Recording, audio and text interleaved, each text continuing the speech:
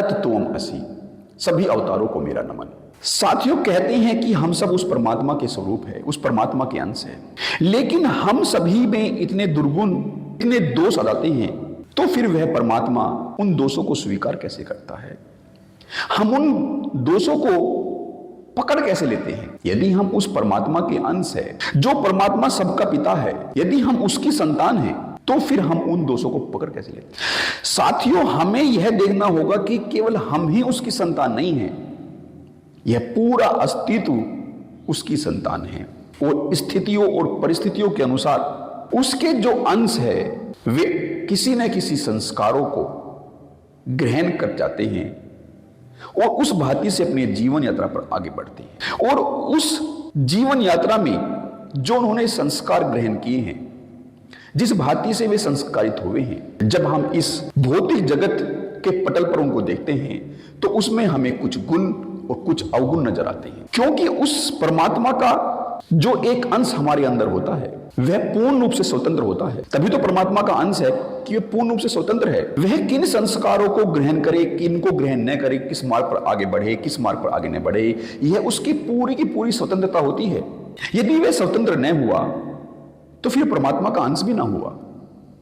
वह स्वतंत्र है क्योंकि वह परमात्मा का अंश है, तो वह अपने लिए जो भी संस्कार ग्रहण करता है उस संस्कार के द्वारा वह आगे बढ़ता है। वह जिस भी संस्कार पर कार्य करता है, जिस भी क्षेत्र में जिस भी गुणों को डेवलप करता है, वे गुण उसके अंदर इकट्ठे हो जाते हैं और उन गुणों के द्वारा ही उसके जीवन का जो प्रवाह है वह बनता है। जैसे हमारे शास्त्रों में वर्णन है कि भगवान श्री राम तो विष्णु भगवान के अवतार हुए ही हैं, लेकिन रावण भी भगवान का ही अवतार था।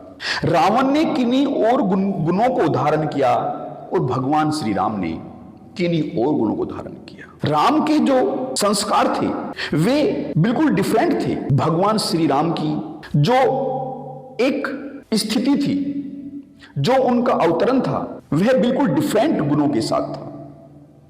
वहीं दूसरी तरफ जो रावण था, उसके गुणों का जो संचयन था वह बिल्कुल डिफरेंट था। उसने अपने उन दुर्गुणों को बढ़ाया, उसमें श्रेष्ठता हासिल की और फिर उन अवगुणों के साथ अत्याचार स्टार्ट कर दिया। वहीं भगवान श्री राम ने अपने सद्गुणों, अपने त्याग के साथ अपनी जीवन यात्रा का जो उनका मार्ग है उस पर वे आगे बढ़े और जो समाज की तकलीफें, जो संतों की तकलीफें थी, उनको दूर किया। साथियों, ये सब सद्गुण या अवगुण, इनको ग्रहण करने की क्षमता हम सभी में होती है। हम किस स्थिति में, किस परिस्थिति में किन गुणों को, किन अवगुणों को धारण कर लेते हैं हमें पता नहीं होता, लेकिन इनको धारण करने की स्वतंत्रता हम में होती है। और यदि हम उन गुणों को धारण करते हुए अवेयर नहीं रहते, अगर उन गुणों को धारण करते हुए हम बेहोशी की अवस्था में रहते हैं, तो फिर वे जो भी संस्कार होते हैं वे हम पर हावी हो जाते हैं। हम वास्तव में उन संस्कारों के गुलाम हो जाते हैं। भले ही हमें यह लगता हो कि हम इस भांति से कार्य कर रहे हैं, लेकिन वास्तव में वे संस्कार हमसे कार्य करवा रहे होते हैं। लेकिन यह जो एक बेहोशी का जो पर्दा है, इसको हम बढ़ाने में हमारा भी योगदान होता है और साथ साथ जो दुर्गुण प्रवृत्ति के लोग होते हैं उनका भी इसमें योगदान होता है। भले ही वे परमात्मा के अंश है, लेकिन उन्होंने अपने दुर्गुणों को इतना बढ़ा लिया होता है कि वे दूसरे व्यक्ति के गुणों को भी प्रभावित करने की क्षमता रखते हैं। और दूसरी तरफ हम भी इतने बेहोश होते हैं कि जब हम गुणों को धारण कर रहे होते हैं तो हमें कुछ ख्याल ही नहीं रहता, तो हम पर अलग अलग भांति से हमारे सामने पर्दे डाल दिए जाते हैं। हम वास्तव में अंधे नहीं होते, हमारे अंदर का जो प्रकाश है वह बना ही रहता है, लेकिन बाहर की परिस्थितिवश और अपनी खुद की बेहोशी के कारण हम उस प्रकाश पर तो नजर नहीं डालते, हम बाहर की चकाचौंध पर अपनी नजर को दौड़ा लेते हैं और वह चकाचौंध, वह बाहर की बेहोशी हमें लगभग अंधा बना देती है। साथियों, एक कहानी है कि एक अंधा व्यक्ति अपने किसी दोस्त के घर गया, वहां वह ठहरा और रात्रि में उसको निकलना था, तो फिर वह रात्रि में वहां से विदा लेता है। लेकिन जो उसके दोस्त की जो फैमिली है वह उसका ध्यान रखते हुए उसे कहती है कि तुम ऐसा करो, अपने साथ एक लालटेन ले जाओ। तो वह व्यक्ति कहता है, जो आंखों से नेत्रहीन है, वह कहता है कि इस लालटेन का मुझे क्या फायदा। और उसकी बात सही भी है, लेकिन वे फैमिली वाले, जो उसका दोस्त है, वे फैमिली वाले कहते हैं कि रात अंधेरी है, तुम्हें इसका फायदा हो न हो, लेकिन जो रास्ते से और लोग गुजरेंगे, जब वे तुम्हारे हाथ में लालटेन देखेंगे, इसका प्रकाश देखेंगे, तो वे बच निकलेंगे, टकराने की संभावना कम हो जाएगी। तो वह तर्क उस अंधे व्यक्ति को समझ में आ गया और वह लालटेन लेकर अंधेरी रात में निकल गया। लेकिन वह कुछ ही दूरी पर पहुंचा था कि उससे एक व्यक्ति टकरा गया। तो वह अंधा व्यक्ति उस व्यक्ति से पूछता है कि भाई, क्या तुम भी अंधे हो? तो वह दूसरा व्यक्ति कहता है कि नहीं, ऐसा तो नहीं है, लेकिन अंधेरी रात थी, मैं तुम्हें देख नहीं पाया।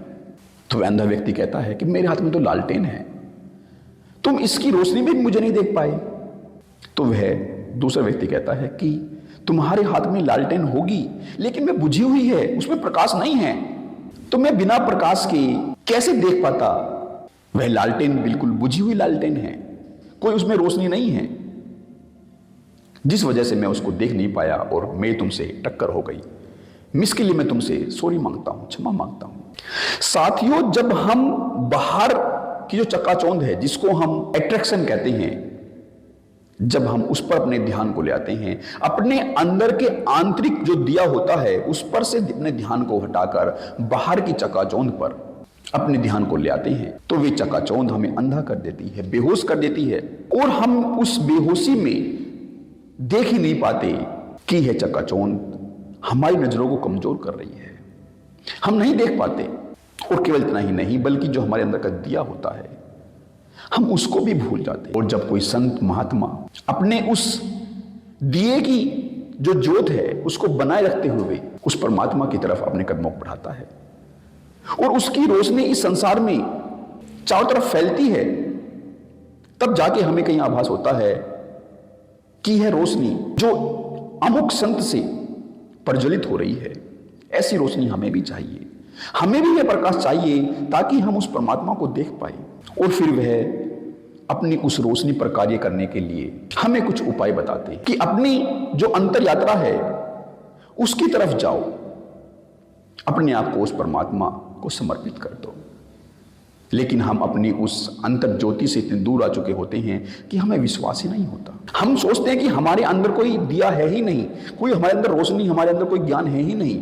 तो हम बस जो हमारे संत महात्मा होते हैं, जो हमें जगाने का प्रयास करते हैं, हम उनके प्रयास को भी धूमिल कर देते हैं। कोई संत, कोई महात्मा जो उस परमात्मा तक पहुंच गया है, वह नहीं चाहता कि हम उसकी पूजा शुरू करना स्टार्ट कर दे, क्योंकि वह जानता है कि सब उसी परमात्मा की संतान है, सभी उसी परमात्मा के स्वरूप है, सभी उस तक पहुंचने के योग्य है। कोई संत ऐसा नहीं चाहता। लेकिन हम अपनी बेहोशी के कारण, अपने दिए को, अपनी रोशनी को न देख पाने के कारण, उनके द्वारा जो मार्ग बताए गए होते हैं उन पर तो आगे नहीं बढ़ते, लेकिन एक सरल मार्ग खोज लेते हैं कि हम उनकी पूजा अर्चना करके अपने ध्यान को एक भांति से डाइवर्ट कर देते हैं। साथियों, अवश्य ही हमें उनकी जो पूजा अर्चना है वह योगदान दे सकती है, यदि हमें हमेशा जब हम उनकी पूजा करते हैं, उनकी अर्चना करते हैं, तो हमें यदि हमेशा अपने अंदर की ज्योति भी साथ साथ ध्यान में रहे कि हमें अपनी ज्योति को इनकी ज्योति के जैसा ही जगाना है, तो हमें अवश्य ही वह उनकी पूजा अर्चना मददगार साबित हो सकती है। लेकिन हम इस मार्ग को एक तरफा ही रखते हैं, दो तरफा नहीं करते। बस अपने ध्यान को बाहरी रूप से उन पर लगाते हैं, आंतरिक रूप से जो उनकी किरण आ रही होती है उनको अंदर तक नहीं ले जाते, जिस वजह से उनके दिए से हमारा दिया जो पहले से ही जला हुआ है वह प्रकाशित नहीं हो पाता। साथियों, हमें अपने अंदर के दिए तक पहुंचना होगा। जो बाहर की चकाचौंध है उसमें हमें अपनी आंखें खराब नहीं करनी है। हम अंधे नहीं हैं, बस हमें अपनी समझ को, अपनी अनुभूति को, अपने ज्ञान को, अपनी अटेंशन को, अपने ध्यान को अंदर की तरफ लेकर जाना है, एक ठहराव में ठहर जाना है। और जैसे जैसे हम उस मार्ग पर, आंतरिक मार्ग पर आगे बढ़ेंगे, वह जो दिए का जो प्रकाश है वह हमें धीरे धीरे दिखना शुरू होगा। और जैसे जैसे हम उसके नजदीक जाएंगे वह जो ज्योति है और भी प्रबल होगी और हमें पक्का विश्वास हो जाएगा कि हाँ, वह परमात्मा हम सभी में व्याप्त है। साथियों, हमारा जो इस जीवन का लक्ष्य है, हम उस परमात्मा से ही आए हैं, उस परमात्मा में ही विचरण कर रहे हैं और उसी में विलीन हो जाएंगे। लेकिन इस जीवन की यात्रा को यदि हम उस परमात्मा के साथ अपने जुड़ाव को देख सके तो वह बिल्कुल डिफरेंट हो जाती है। और उम्मीद करता हूं कि आप अपनी इस जीवन यात्रा में अपने उस स्वरूप को जानने के लिए कार्य करेंगे और फिर यह जो एक जीवन यात्रा है और अधिक आनंददायक हो जाएगी। आप सभी ने मेरी बातों को इतने ध्यान से सुना और अपनी समझ को ऊपर के स्तरों पर लेकर आए, उसके लिए बहुत बहुत धन्यवाद। सभी अवतारों को मेरा नमन।